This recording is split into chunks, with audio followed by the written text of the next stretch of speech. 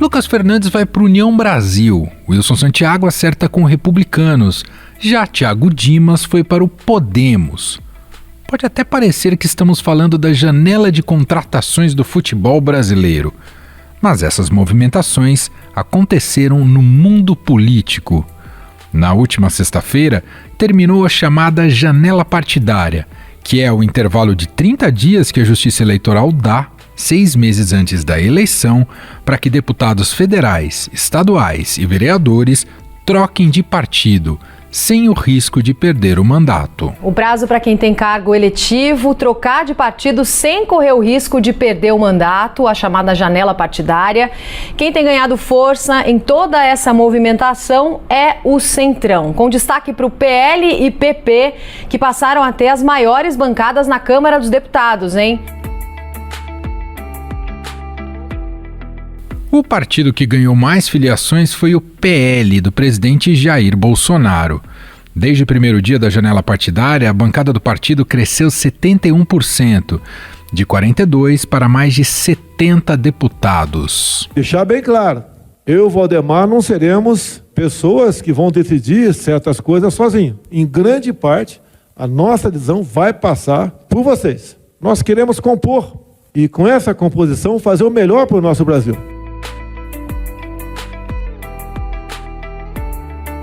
A maior parte dos novos filiados do PL veio do antigo partido de Bolsonaro, o PSL, que se fundiu ao DEM e formou o União Brasil.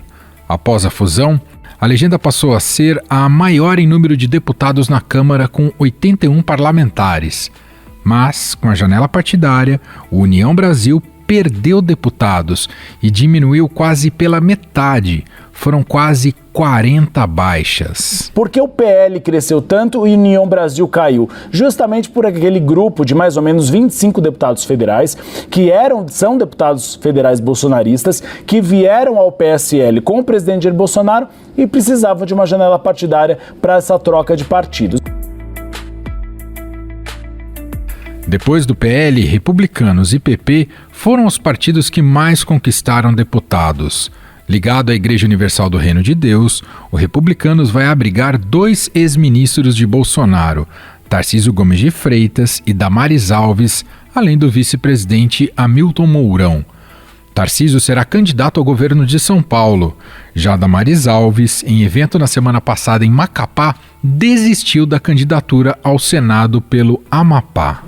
Por uma questão de fragilidade jurídica e por uma decisão de um plano nacional, não serei candidata a senadora pelo Amapá.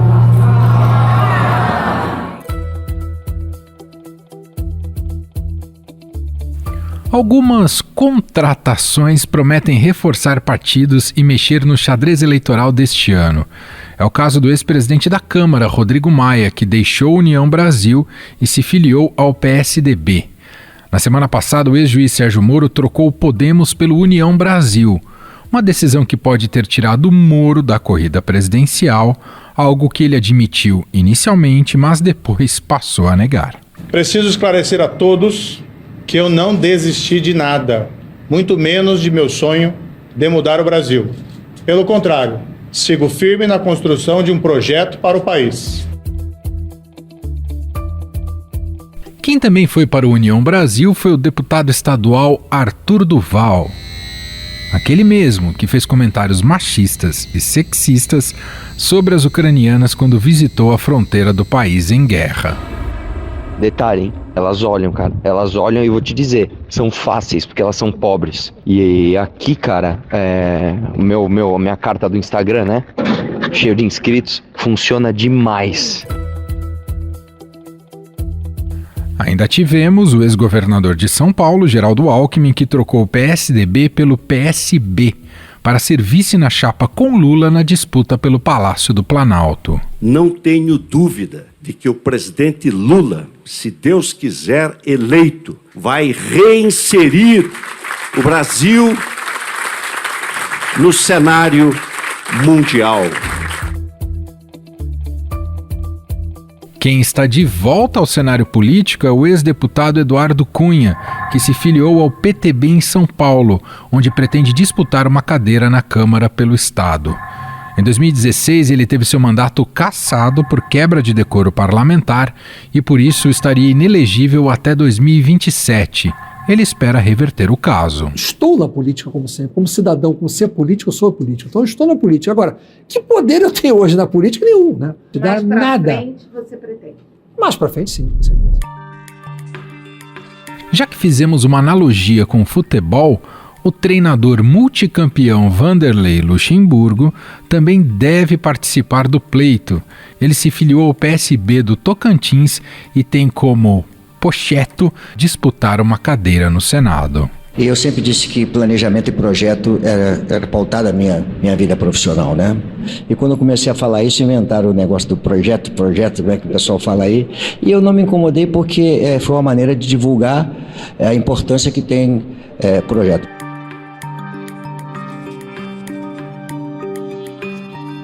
O apresentador José Luiz da Atena deixou a União Brasil e se juntou ao PSC para disputar a eleição ao Senado por São Paulo. Todas essas migrações partidárias dão um novo tom à Câmara dos Deputados apenas 6 meses antes das eleições e podem fortalecer os palanques eleitorais dos principais candidatos à presidência. Com a nova composição, o PL, partido de Bolsonaro, passa a ser a maior bancada da casa. Na sequência vem o PP, que também é da base do presidente, seguido do PT, que se torna o terceiro maior partido da Câmara dos Deputados. O PDT do presidenciável Ciro Gomes, que deve consolidar o terceiro lugar nas pesquisas, após a saída do Moro, é apenas a 10ª bancada, com 22 parlamentares. É por isso que eu trago hoje para vocês, brasileiros, brasileiras, irmãos e irmãs meus, a voz da rebeldia da esperança. Rebeldia e esperança são as duas únicas energias capazes de retirar o nosso Brasil das trevas e da estagnação aonde nos encontramos hoje. Sobre essa nova composição do Legislativo e como isso impacta nas eleições de outubro, vamos conversar com o cientista político Bruno Silva, pesquisador do Laboratório de Política e Governo da Unesp Araraquara. Olá, Bruno, seja bem-vindo, tudo bem? Olá, querido Emanuel. Você sabe que é sempre uma alegria sem tamanho poder conversar contigo nesse espaço aqui do podcast, né? Você pode sempre contar comigo, eu estou bem. E você, como estão as coisas por aí? Tudo bem, obrigado, Bruno. Bom, apesar de ser muito comum aqui no Brasil essa troca na janela partidária, né? Os políticos trocando das suas legendas, não deixa de ser impressionante o volume, né, de políticos que viram a casaca nesses períodos, nessas temporadas de trocas, Bruno. E eu queria te ouvir inicialmente, esse fenômeno é só mais um exemplo de que a conveniência eleitoral está acima de qualquer ideologia, Bruno? Isso é um elemento importante, sim, Emanuel, e eu acho que além da conveniência partidária, eu acho que tem a ver principalmente como nós, como sociedade, em princípio enxergamos os partidos políticos. Não é à toa que eles aparecem ali como as instituições que menos credibilidade, e eu estou falando credibilidade, mas na realidade as pesquisas apontam confiança, mas são coisas que andam lado a lado, digamos assim, né? Então os partidos são as instituições que menos confiança inspiram nas pessoas, são sempre aquelas que estão em descrédito e, de maneira geral, todas as instituições que guardam uma relação muito forte com a lógica de representação política. Não é de hoje, por exemplo, que a política em si caminha em crise e o pior de tudo, Emanuel, os partidos em tese seriam aquelas instituições que deveriam de fato não só representar o que há de melhor em termos democráticos, mas ter a capacidade também de selecionar de forma que consiga atrair para os seus quadros pessoas importantes, figuras da sociedade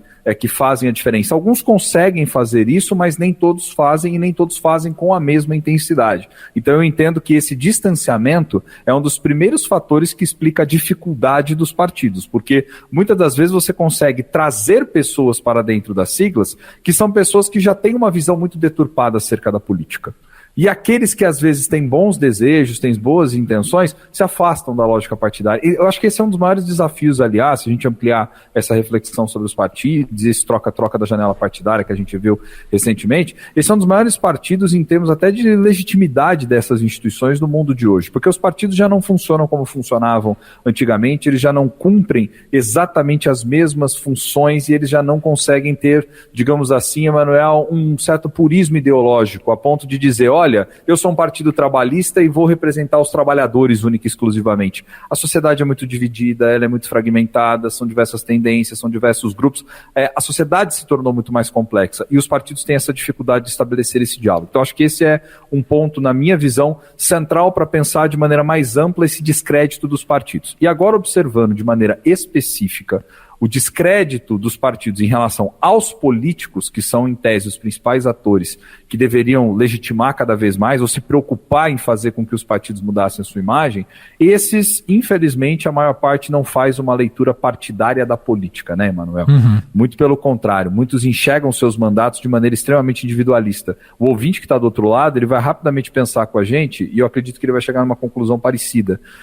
Basta a gente observar o nosso sistema eleitoral. O sistema eleitoral que elege vereadores, deputados estaduais, deputados federais, que é o sistema proporcional, ele é um sistema desenhado para o partido político. Por quê?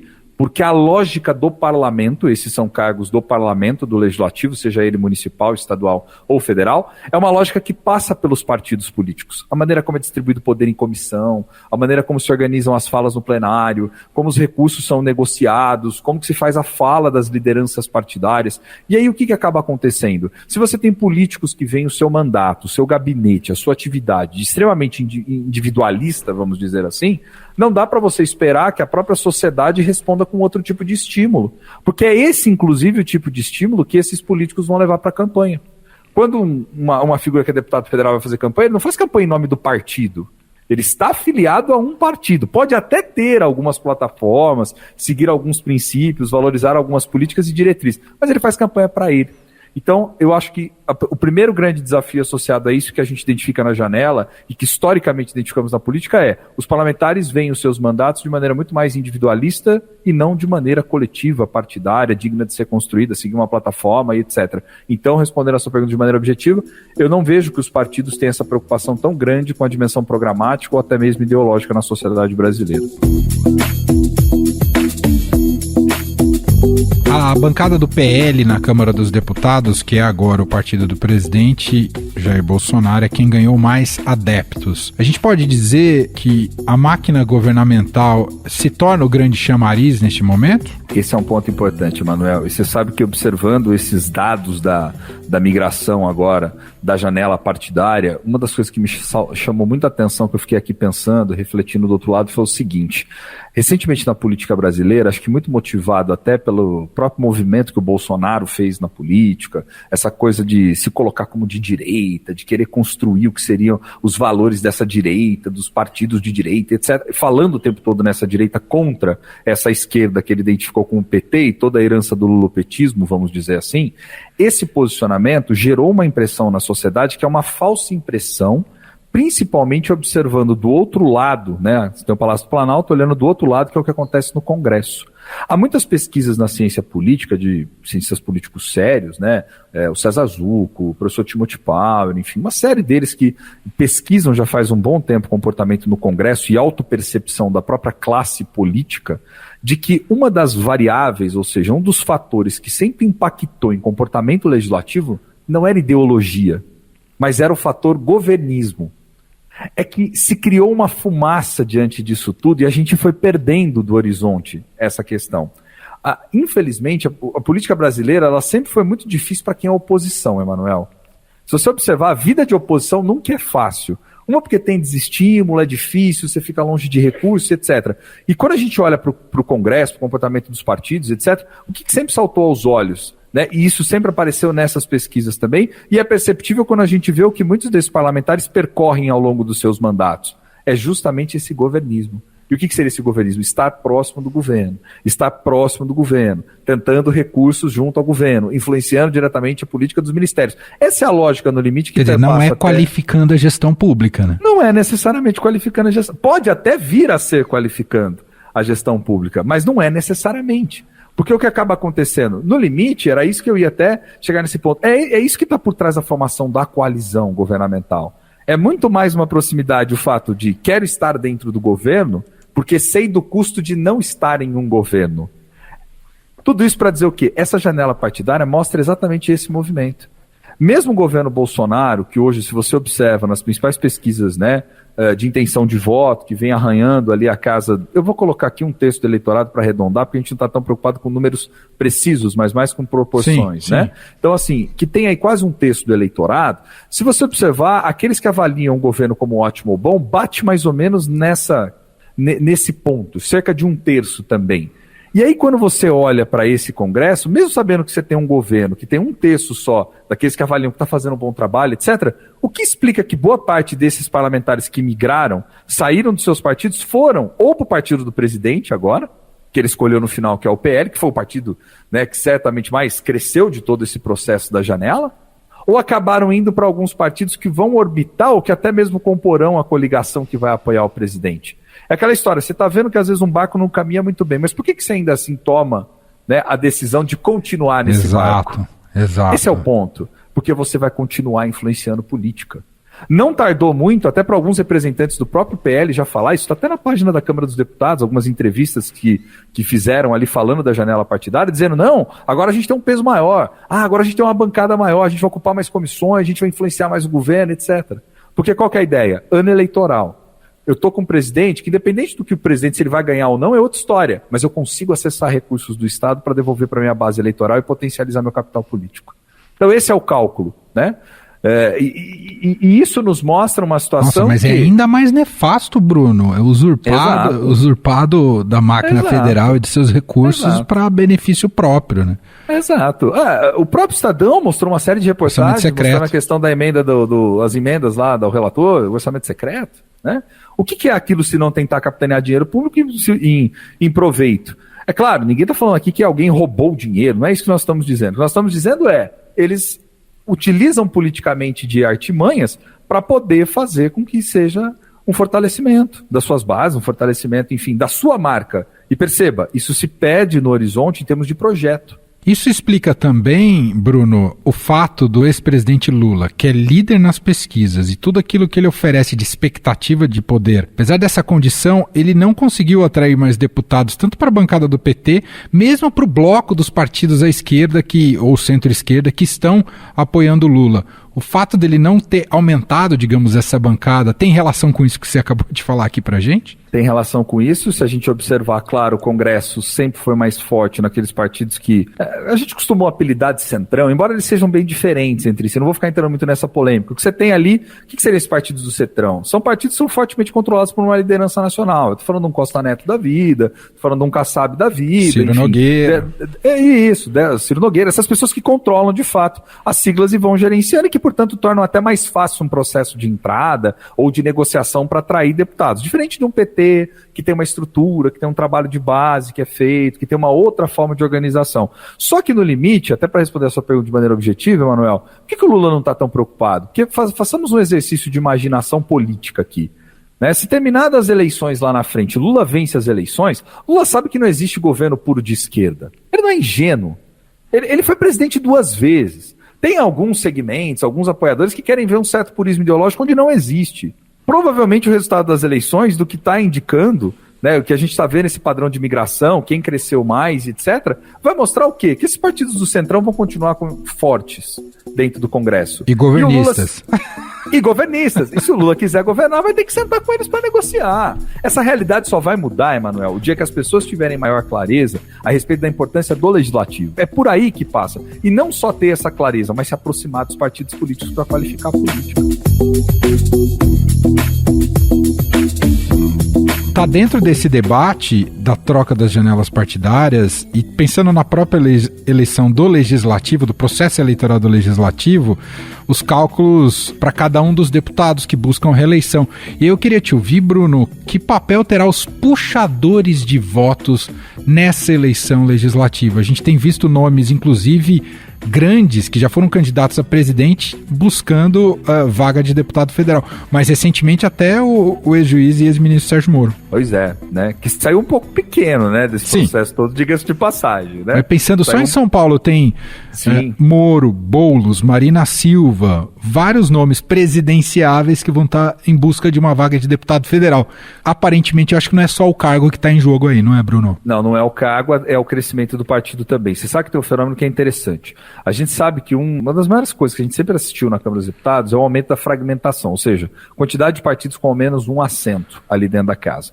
As eleições de 2018, para a gente ter uma ideia, e o ouvinte também acompanhar a nossa linha de raciocínio, a gente tinha 30 partidos representados. Só que nós estamos dentro ainda daquela legislação que foi aprovada lá atrás, naquele pacote de reforma eleitoral, ainda quando o Cunha estava como presidente da Câmara, que trouxe como um dos principais efeitos uma perspectiva de diminuição da quantidade de partidos representados. Em alguma medida, como os partidos têm que atingir a cláusula e etc., e agora já não existem mais a possibilidade de coligações eleitorais, nós tivemos vários processos de incorporação ou fusões de partidos. É o caso, por exemplo, do União Brasil. É o caso lá atrás de siglas como PRP, que acabou sendo englobado em outra sigla, né? O Partido Pátria Livre, que acabou entrando no PCdoB. Ou seja, esses partidos foram percebendo que eles não teriam condições de, em 4 anos, conseguir formar quadros ou se estruturar a ponto de crescer e atingir justamente a cláusula de barreira. Então o que eles vieram fazendo? Vieram fazendo essas incorporações, fusões. Em resumo, o resumo da ópera qual é? Se lá atrás, na data da posse, em 2019, nós tínhamos 30 partidos, hoje nós temos 23 partidos na Câmara, ou seja, 7 já saíram de jogo. Isso quer dizer que você tem menos partidos. Mas o que você tem do outro lado? Você tem esses partidos disputando figuras importantes para ajudar na votação. Porque cai naquela primeira questão que a gente falou, Emanuel. Se o partido não tem capacidade de se identificar diretamente com as pessoas a ponto de construir um programa e atrair as pessoas para um programa, ele vai ter que usar com o quê? Com a própria regra do jogo ao seu favor. Então você escolhe uma figura importante de voto. Reforça o personalismo. Exato, reforça o personalismo. Para que essa figura possa apoiar diretamente e alavancar a votação do partido para que ele tenha uma bancada, né, significativa. O União Brasil é que é interessante nesse movimento. Por quê? Porque o União Brasil, quando fez o processo de fusão, que veio do PSL mais o DEM, tinha a maior bancada até então da Câmara dos Deputados. Já mingou. A hora que a gente observar tudo bonitinho o desenho de agora em diante, como ficou na Câmara, mingou. Já não é mais a força maior. O desafio do União Brasil, eu dizia lá atrás, o maior partido, a maior bancada é maior. O desafio é ver se esses caras vão continuar sendo os maiores, né? Esse movimento de trazer o Moro é nitidamente um movimento para você fazer o quê? Tem uma figura que, em tese, não vai vencer uma eleição majoritária como presidência, porque já ficou óbvio nas pesquisas de intenção, não tinha condição de fazer esse tipo de crescimento, mas a gente pode se aproveitar de uma votação significativa e aumentar a nossa bancada no lugar onde está em disputa 70 cadeiras, como é o caso de São Paulo. Se eles fazem, sei lá, 10 cadeiras, numa hipótese dessa, estou chutando aqui, olha a votação, olha a importância que você não deu quanto a isso, né? Então é esse cálculo que está por trás, é conhecer o sistema e jogar com os fatores que você tem ao seu favor. O parlamentar médio, quando eu falo médio, é esse que não tem esse potencial eleitoral de ter uma votação expressiva. Mas eu vi que muitos trocaram de partidos pensando nisso. Que partido é melhor para eu conseguir ser eleito? Eu vi um que trocou 2 vezes de partido, porque o primeiro partido para qual ele falou, eita, esse aqui tem muito puxador de voto, eu não vou conseguir a minha cadeira.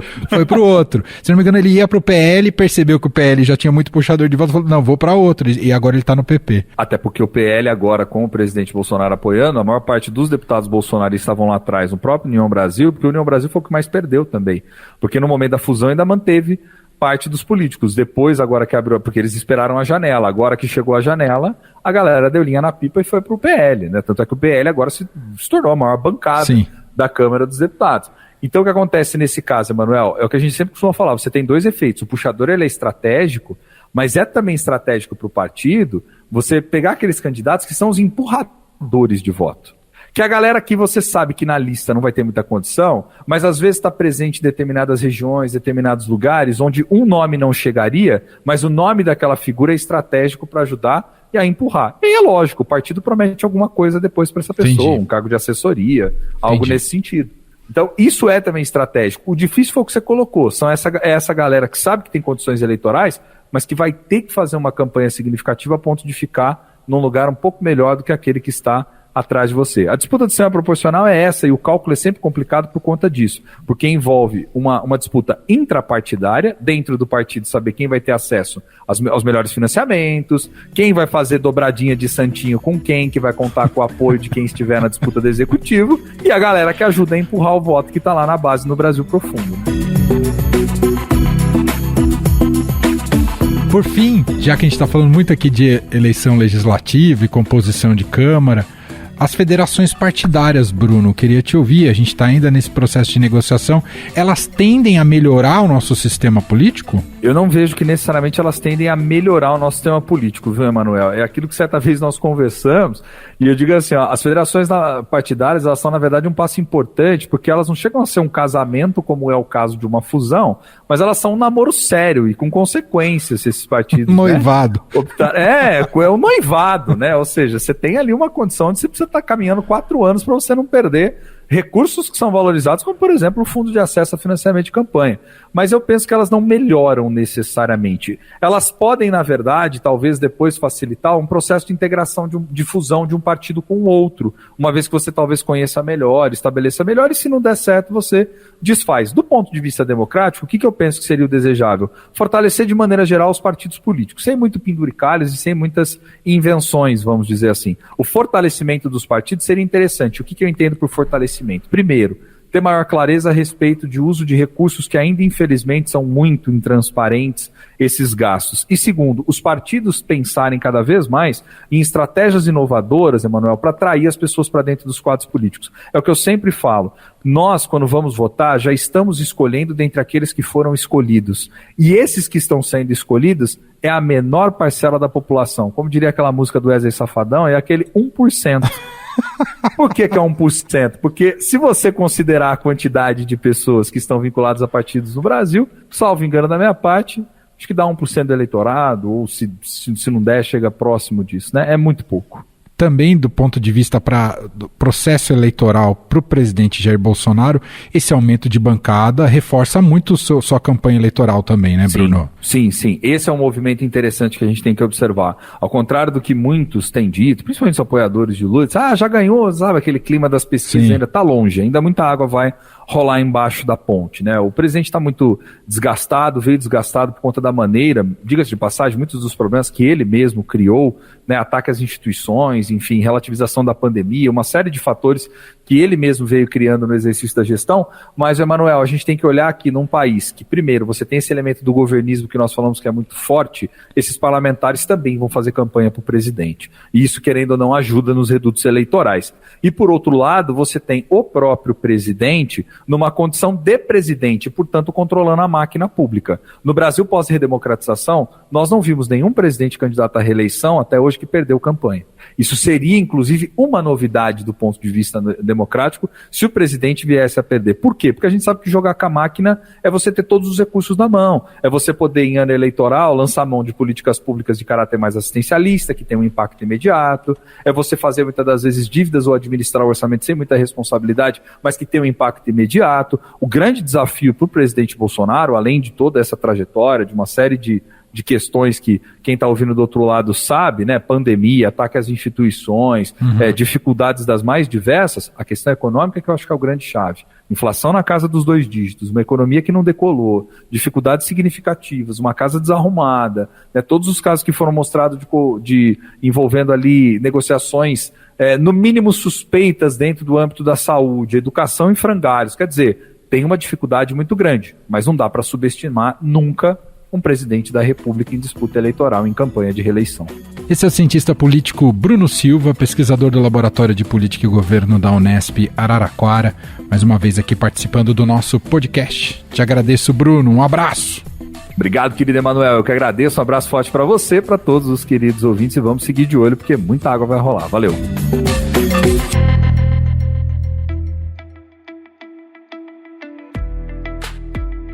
E este foi o Estadão Notícias de hoje, segunda-feira, dia 4 de abril de 2022. A apresentação foi minha, Emanuel Bonfim. Na produção, edição e roteiro, Gustavo Lopes, Jefferson Perleberg e Ana Paula Niederauer. A montagem é de Carlos Valério. Escreva pra gente no e-mail podcast@estadão.com. Um abraço para você, uma ótima semana e até mais.